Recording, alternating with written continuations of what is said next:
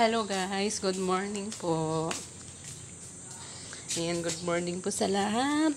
Bagong gising tayo ngayon guys. So, ako ng almusal namin. So, may natirang kanin kagabi. Ayan.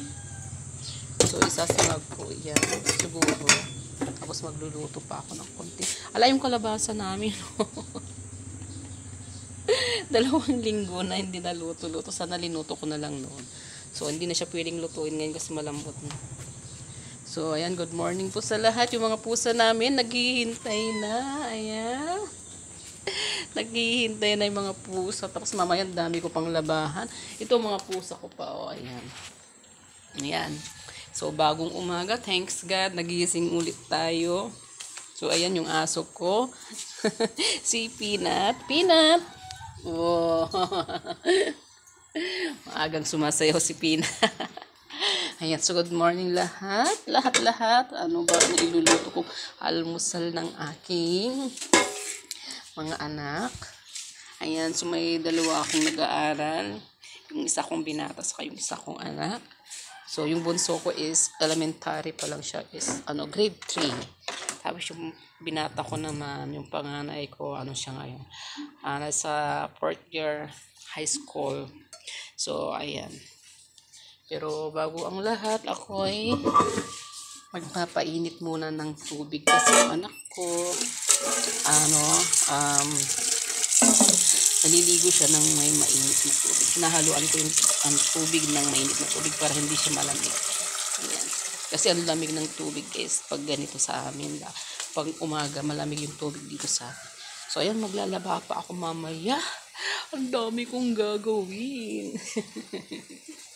Pero okay lang yan guys. Kasi ganyan ang buhay ng isang nanay. So, puno na yun. Dito ako nagpapakulo ng tubig sa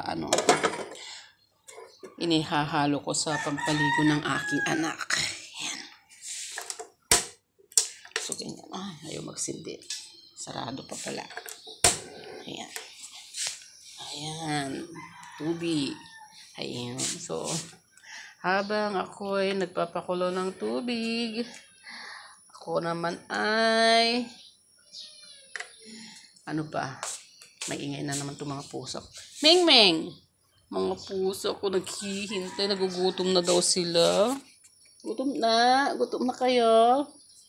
Gutom na mga puso ko. At ako'y manggigising. Gigisingin ko na rin yung aking mga anak. Nyor! Nandito tayo sa kwarto. Tulog na sila guys. Nakalimutan isara yung laptop ko. Nakalimutan isara. Sandali ako natin.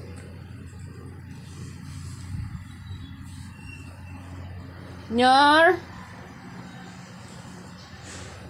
Nyor, riingan. Riing na balong. Nyor, riing na. Gising na. Gising na, bangon na dyan. Dali. Lakas ng electric. Lagyan natin. Lagyan natin sa number 1. Nyor, bangon na nak. So, ayan, nagising ko na. Gigising ko na yung aking bunso. Sarado muna natin. Kasi, bagong gising, nag-ano-ano muna siya. So, ayan. So, dahil umpisa na naman ng trabaho, ako'y ito na. Mamaya ulit. Shoot! Mamaya ulit, no? So, ang ganda ng liwanag dito sa labas. Ganda ng liwanag. Liwanag na. Dito lang sa lubang madilim. So, ayan po guys. So, thank you guys sa lahat ng mga bago ko pong followers dito sa aking page. Thank you so much everyone. Have a nice day and good morning po sa ating lahat. At mag-ingat po tayo palagi. Thank you everyone. Thank you for watching.